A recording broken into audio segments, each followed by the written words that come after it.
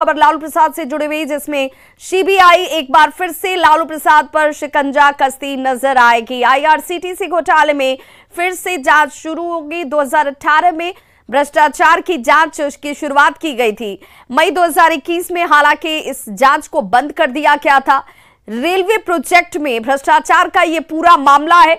पूर्व केंद्रीय मंत्री लालू प्रसाद यादव और उनके पुत्र तेजस्वी यादव सहित कई आरोपियों की मुश्किलें अब बढ़ने वाली हैं। आपको बताते चलें कि 1 साल पहले ही सीबीआई ने इस मामले को बंद कर दिया था, लेकिन पिछले 2 सप्ताह पहले उस केस को फिर से ओपन किया गया है। और इसीलिए कहा जा रहा है, जो सूत्रों के हवाले से बड़ी जानकारी है, कि मुश्किलें एक बार फिर से लालू प्रसाद की बढ़ने वाली हैं।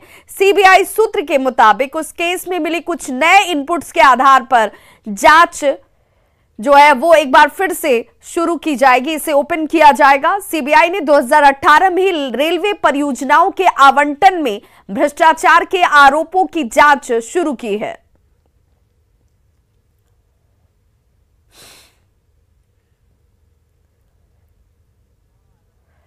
तो 2018 में इसकी जांच की शुरुआत हुई थी, लेकिन 2021 आते आते इस जांच को बंद कर दिया गया। लेकिन अब जो बड़ी जानकारी सोर्सेज के हवाले से मिल रही है, बताया जा रहा है कि कुछ नए इनपुट्स मिले हैं और इन्हीं इनपुट्स के आधार पर रेलवे की तरफ से होटल आईआरसीटीसी घोटाला, जो ये पूरा मामला है जिसमें रेलवे प्रोजेक्ट में भ्रष्टाचार किया गया, उस भ्रष्टाचार के मामले को एक बार फिर से ओपन किया गया है। और इसीलिए लालू प्रसाद की मुश्किलें एक बार फिर से बढ़ती हुई नजर आ रही हैं। लालू प्रसाद पर सीबीआई का शिकंजा एक बार फिर से कसता हुआ दिख रहा है। और अब जान लीजिए कि ये आईआरसीटीसी घोटाला आखिर है क्या। आईआरसीटीसी के 2 होटलों की नीलामी से जुड़ा हुआ यह पूरा मामला है। रेलवे के 2 होटल आईआरसीटीसी को ट्रांसफर किए गए, जिसमें पुरी और रांची में ये दोनों होटल स्थित हैं। और संवाददाता शंकर आनंद हमारे साथ इस वक्त ज्यादा जानकारी के साथ फोन लाइन पर दिल्ली से जुड़ चुके हैं। शंकर आनंद, चूंकि नए इनपुट्स की बात की जा रही है, क्योंकि ये मामला पहले ही 2021 में बंद हो गया था, तो वो इनपुट्स क्या कुछ है, इसकी कोई जानकारी मिल पा रही है और कितनी मुश्किलें अब लालू प्रसाद के लिए आने वाले वक्त में? देखिए, रेलवे टेंडर घोटाला की अगर बात करें तो एक टेंडर घोटाला नई दिल्ली रेलवे स्टेशन और मुंबई स्थित रेलवे स्टेशन को नए तरीके से बिल्ड करने का ये मामला था। और इसी मामले में डीएलएफ जो एक कंपनी है, उसकी जो भूमिका है वो सामने आई थी। और उसी मामले में सीबीआई के द्वारा एक पी यानी कि प्राथमिक जांच का मामला रजिस्टर्ड किया गया था। और ये मामला पिछले कुछ सालों पहले दर्ज किया गया था, लेकिन उस मामले की तफ्तीश के दौरान में बहुत ज्यादा जानकारी और सबूत जो है उस वक्त में सीबीआई को नहीं मिले थे। लिहाजा इस मामले पर पिछले साल उस केस को मई महीने में क्लोज कर दिया गया था। यानी पी, देखिए वो एफआईआर नहीं था, वो पी था, यानी प्राथमिक जांच का मामला रजिस्टर्ड था और उस मामले को क्लोज कर दिया गया था।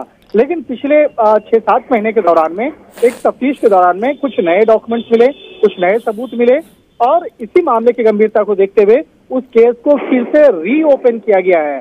अभी फिलहाल कहा जा सकता है, अभी अगर जिस तरह से हमारे सीबीआई सोर्स बता रहे हैं कि वो उस केस में अभी प्राथमिक जांच का मामला रजिस्टर्ड है और जिस तरह से पहले जो बंद किया गया था ना, उसको रीओपन किया गया है।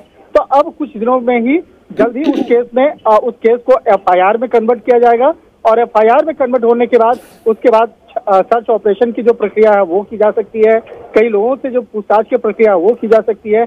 और जो अभी फिलहाल जो पी है यानी प्राथमिक जांच का मामला रजिस्टर्ड है, उसमें लालू प्रसाद यादव का नाम है, उनके पुत्र तेजस्वी यादव का नाम है और उनकी पुत्री का नाम है। इसके साथ साथ डीएलएफ से जुड़े हुए कुछ लोगों का नाम है।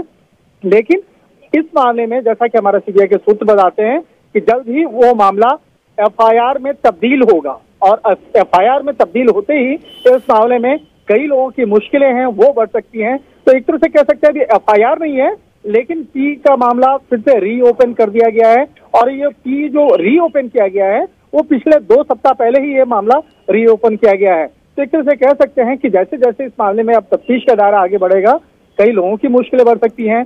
और इस मामले में चाहे लालू प्रसाद यादव की बात करें या उनके पुत्र तेजस्वी यादव की बात करें या उनकी पुत्री की बात करें, उनसे भी इस मामले में सीबीआई के द्वारा पूछताछ की प्रक्रिया को अंजाम दिया जा सकता है। और ये जो मामला है उस वक्त का है जब लालू प्रसाद यादव केंद्रीय मंत्री होते थे और उनके समय में ही नई दिल्ली रेलवे स्टेशन और मुंबई स्थित जो रेलवे स्टेशन है उसको फिर से उसको एक सजाने और संवारने के लिए एक टेंडर की घोषणा की गई थी और उसके लिए जो डीएलएफ जो कंपनी है उसको भी कुछ टेंडर बाकायदा दिया गया था और उसी एवज में कुछ घूस की रकम एक प्रॉपर्टी के तौर पे दी गई थी और उस मामले में एक शेल कंपनी के नाम की चर्चा हुई थी। हालांकि उस शेल कंपनी के बारे में ईडी भी तफ्तीश कर रही है और ईडी इस मामले में कई बार सर्च ऑपरेशन को भी अंजाम दे चुकी है, लेकिन जो सीबीआई की यानी अभी जब इस मामले को दोबारा से रीओपन किया गया है तो तथ्य नए हैं और इन तथ्यों के आधार पर अब तक जो एफआईआर नहीं हुई थी